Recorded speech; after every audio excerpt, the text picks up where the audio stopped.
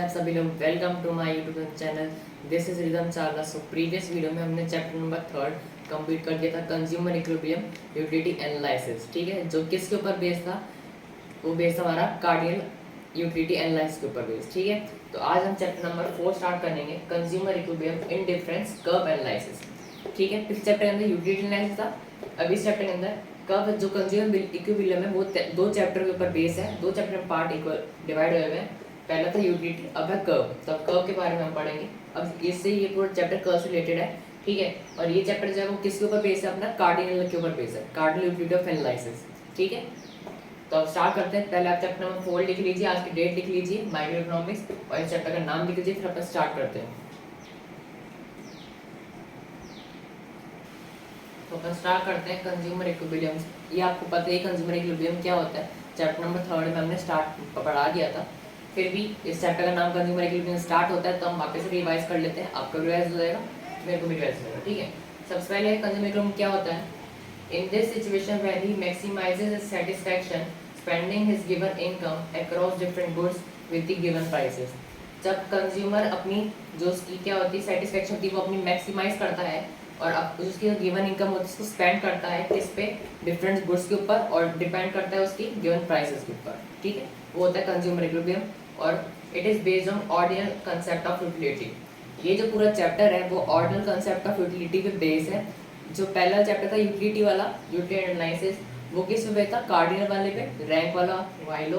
और ये जो बेस है वो है ऑर्डिनल कंसेप्ट के ऊपर, मतलब 1 2 3 नंबर्स ऊपर। ठीक है, तो ये था कंज्यूमर इक्विलिब्रियम, इसको आप नोट डाउन कर लो।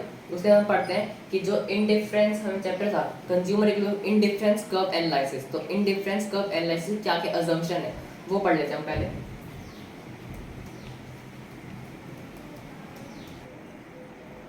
अब स्टार्ट करते हैं assumption of IC analysis. IC मतलब आपको पता ही, इनडिफरेंस कर्व एनालिसिस। ठीक है, तो पहला पॉइंट हम देखते हैं। पहला पॉइंट लिखा है money income of the consumer is given and does not change. जो मनी इनकम होती है कंज्यूमर की हमेशा गिवन होती है और वो कभी चेंज नहीं होती है। अगर उसकी सेटिस्फैक्शन बढ़ेगी तो इनकम चेंज होगी, वैसे ही नहीं होगी, इसके अजम्पशन। सेकेंड है the consumer spend his income on two goods which are substitute of each other.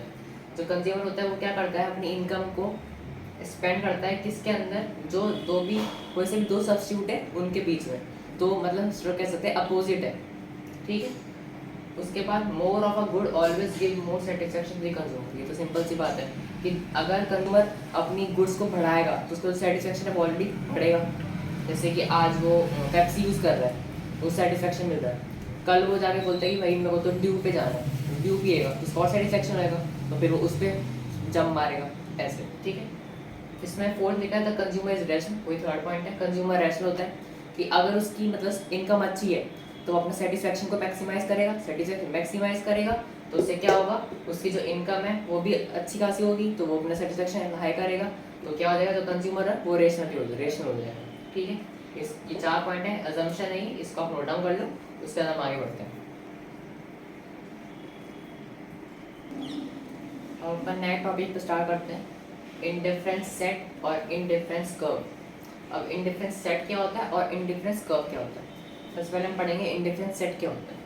Indifference set is a set of those combination of two goods which offers the consumer same level of satisfaction. Indifference set क्या होता है? ये combination होता है दो goods का। आप वैसे दो गुड्स ले सकते हैं, जैसे ग्रेप्स हो गए, एप्पल हो गया, हमने दो गुड्स ले लिए, एक एप्पल एक ग्रेप्स।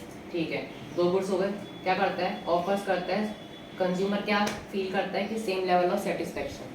ठीक है, so that the consumer is indifferent to across all combination indifference set. उसके बाद कंज्यूमर होता है वो क्या करता है? इंडिफरेंट रहता है अक्रॉस कौन सा?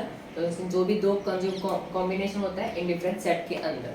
बेसिकली इंडिफरेंट सेट क्या होता है? ये जो सेट होता है वो कॉम्बिनेशन होता है दो गुड्स का, जो कंज्यूमर ऑफर करता है सेम लेवल ऑफ सेटिस्फैक्शन, दोनों गुड्स से same level of satisfaction consume करता है। उसके बाद जो कंज्यूमर होता है वो इंडिफरेंटली बिहेव करता है उन दोनों गुड्स के लिए, कॉम्बिनेशन के लिए इंडिफरेंट सेट के अंदर। ठीक है, उसका इंडिफरेंस कर्व क्या होता है? Indifference curve is a diagrammatically presentation of indifference set of a consumer. Indifference curve क्या होता है? ये डायग्रामेटिक प्रेजेंटेशन होता है किसका? इंडिफरेंस सेट का ऑफ अ कंज्यूमर। ठीक है, उसके बाद it is a locus of all such points which show the different combination of two commodities offering the same level of satisfaction to the consumer. ये क्या होता है इसके अंदर ये अपन इस कर्व के अंदर हम पॉइंट्स शो करते हैं जिस जो डिफरेंट कॉम्बिनेशन होते हैं दो कमोडिटीज का जो ऑफर करते हैं same level of satisfaction of the consumer. ठीक है, इंडिफरेंस सेट क्या होता है, बेसिकली आप दो शेड्यूल अपने शेड्यूल बना लिया, एक एप्पल एक उसका कॉम्बिनेशन आ गया कि भाई ये इतना सेटिस्फेक्शन गेन कर रहा है, ये इतना गेन कर रहा है। उसके बाद इंडिफरेंस कर्व क्या होता है, वो डायग्रामेटिकली प्रेजेंटेशन बनाता है इंडिफरेंस सेट का जो कंज्यूमर का है, जो कि वो बताता है कि वो पॉइंट्स मार्क आउट कर देता है कि भाई ये एप्पल है, इसने इतना सेटिस्फेक्शन गेन करा, ये ग्रेप्स है, इसने ये सेटिस्फेक्शन गेन करा, जो कि same level of satisfaction gain कर होता है। ठीक है, मेरे को पता है आपको समझ नहीं आया, कोई बात नहीं, आप इसको नोट डाउन कर लो खुद से। इसको पॉइंट आउट को पढ़ना बहुत इजी लैंग्वेज, आपको इजीली समझ आ जाएगी। उसके बाद इसको आप नोट डाउन कर लो, उसके बाद हम इसका एक शेड्यूल और ग्राफ बना लेते हैं, इससे आपको समझ आ जाएगा।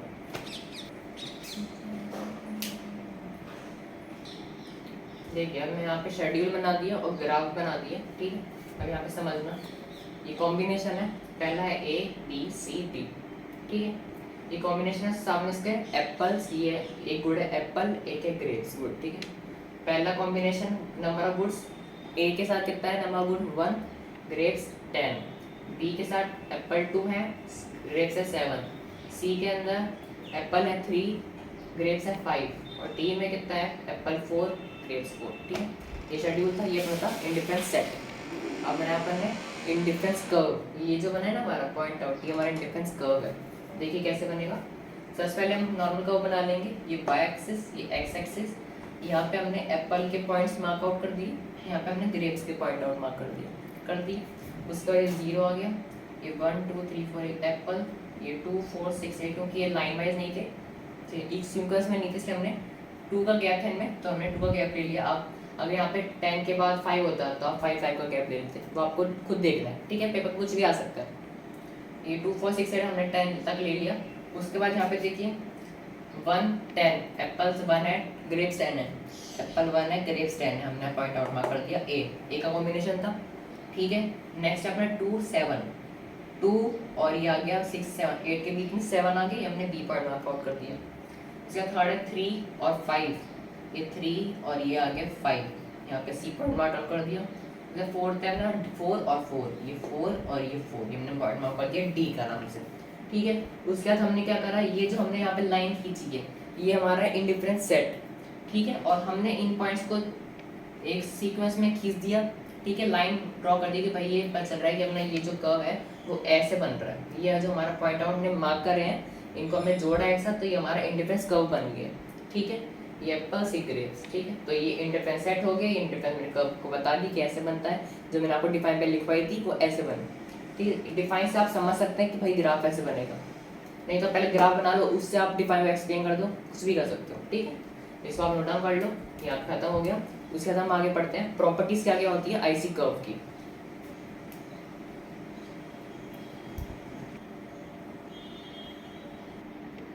तो अपन स्टार्ट करते हैं properties of indifference curve. Indifference curve की 5 प्रॉपर्टीज होती हैं। ठीक है, पेपर में इंपॉर्टेंट क्वेश्चन है, ये आता ही आता है। ठीक है, कौन कौन सी 5 प्रॉपर्टीज है। पहली होती है आईसी स्लोप डाउनवर्ड। जो आईसी का स्लोप होता है वो हमेशा डाउनवर्ड होता है, हमने पिछले इसमें टॉपिक में देखा था। ठीक है, next IC is convex to the origin.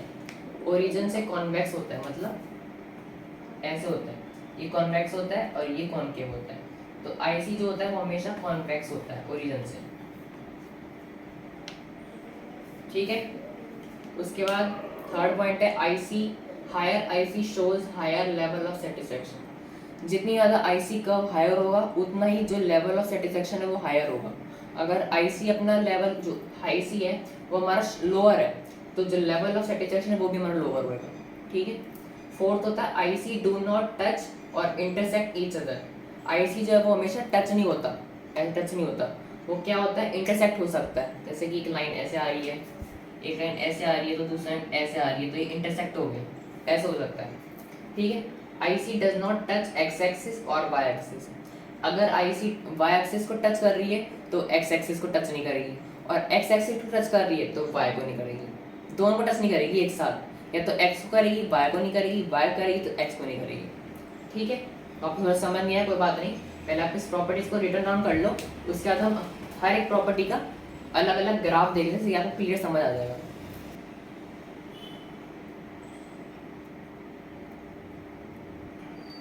अब हम पहली प्रॉपर्टी से स्टार्ट करते हैं। पहली प्रॉपर्टी है आईसी स्लोप्स डाउनवर्ड। इस जो अपने 5 प्रॉपर्टीज हैं, इसके अंदर कुछ लिखने का नहीं है, सिर्फ डायग्राम है।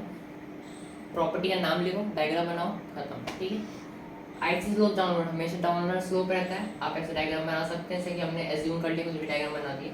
वाई एक्सिस, एक्स एक्सिस, एक पॉइंट हो गया 1, यहाँ पे एक्स एक्सिस में 1 2, वाई एक्सिस में 2 और 4, ये हमने पॉइंट मार्क कर दिए, 1 के साथ 4 और 2 के साथ 2। ये ए पॉइंट हम डाल दिया, बी पॉइंट डाल दिया, और ये हमने यहाँ पे कर्व बना दिया इस पॉइंट को जोड़ते हुए। 2 पॉइंट को जोड़ा तो आईसी कर्व हमने यहाँ पे बना दिया। जैसे कि हमने यहाँ पे शो कर दिया है कि जो आईसी स्लोप होता है वो डाउनवर्ड जाता है। ठीक है। इसको आप नोट डाउन कर लो, फिर दूसरी प्रॉपर्टी चलते हैं।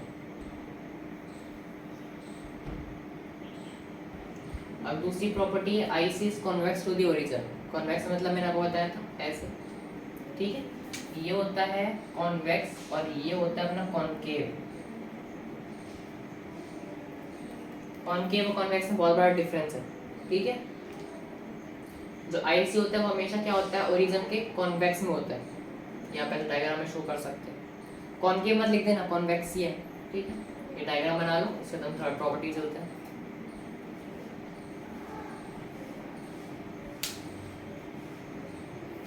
तो हम थर्ड प्रॉपर्टी में चलते हैं। Higher IC shows higher level of satisfaction. जितनी ज़्यादा हायर आईसी होगी उतना अपना सेटिस्फैक्शन हाई होगा।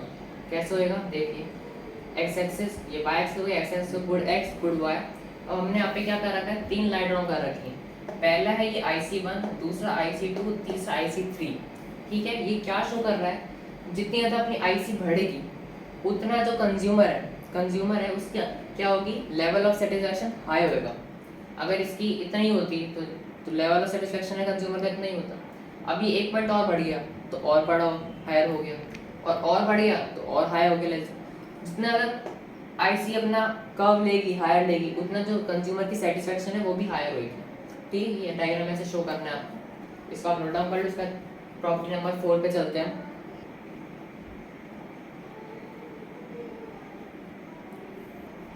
अब ये हमारा प्रॉपर्टी नंबर 4 है, आईसी डू नॉट टच और इंटरसेक्ट ईच अदर।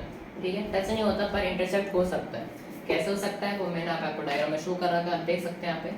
पहला IC1 है हमारा, यहाँ पे ये वाला, ये IC1 आ रहा है, ये IC2 आ रहा है। अब ये यहाँ पे इंटरसेक्ट कर रहा है तो हमने इसको पॉइंट कर दिया A, और यहाँ पे अभी देखिए ये जो लाइन है IC1 और IC2 के बीच में जो ये गैप आ रहा है, ये इंटरसेक्ट जा रहा है, आगे जा रहा है ये। अब आगे जाके कहाँ मिलेगा ये हमको भी नहीं पता। तो ये जो गैप है हमने यहाँ पे इसको नाम दे दिया C, और ये जो है हमारा दे दिया B नाम। ठीक है। तो हम यहाँ पे हम कह सकते हैं कि जो A इक्वल्स टू B है वो A इक्वल्स टू C भी हो सकता है, क्योंकि A इक्वल्स टू B हमारा ये लाइन आ रही है, ये देखिए IC1 IC2 पर लाइन आ रही है, और जो IC1 पर लाइन है वो आगे क्रॉस होते जा रही है, तो A से कनेक्ट भी हो रही है, इंटरसेक्ट भी हो रही है, तो A इक्वल्स टू C भी हम कह सकते हैं इसको। ठीक है। ये x एक्सिस हो गया, y एक्सिस हो गया, मतलब ये गुड x हो गया, गुड y हो गया। ठीक है। इसको आप नोट डाउन कर लो। इसके बाद प्रॉपर्टी नंबर लास्ट 5 पे चलते हैं।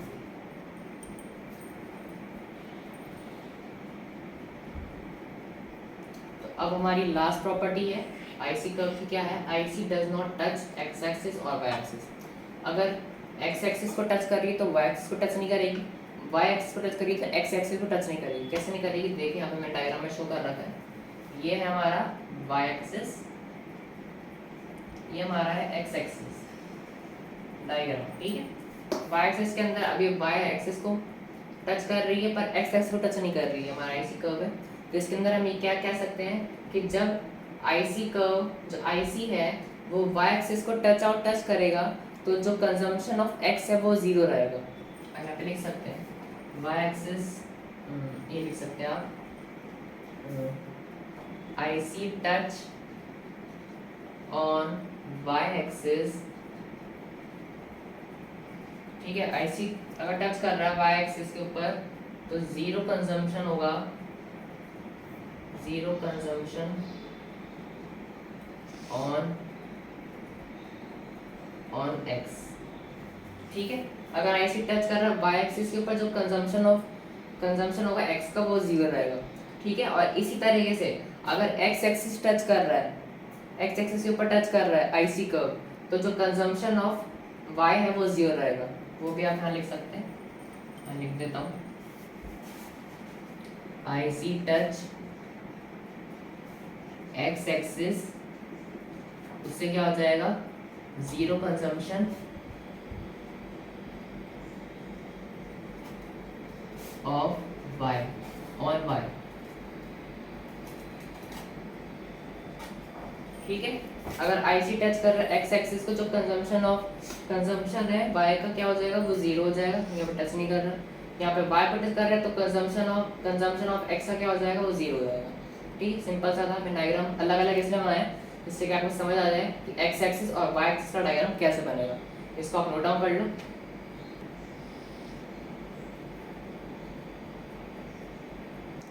तो आज के लिए हम इतना ही करेंगे, ठीक है। तो अभी तक हमने क्या पढ़ा, चैप्टर नंबर 4 हमने स्टार्ट कर दिया, जिसके अंदर अंदर हमने पढ़ा कर्व एनालिसिस के बारे में, कंज्यूमर इक्विलिब्रियम क्या होता है, कर्व एनालिसिस कैसे बनता है, इंडिफरेंस सेट इंडिफरेंस कर्व क्या होता है, उसका शेड्यूल कर्व कैसे बनता है, ठीक है, डायमेट्रिक प्रेजेंटेशन कैसे बनती है। और उसके बाद हमने पढ़ा 5 प्रॉपर्टीज कर्व एनालिसिस जो सबसे मेन है, वो हमने पढ़ ली है। यहाँ तक हमने कवर अप कर लिए।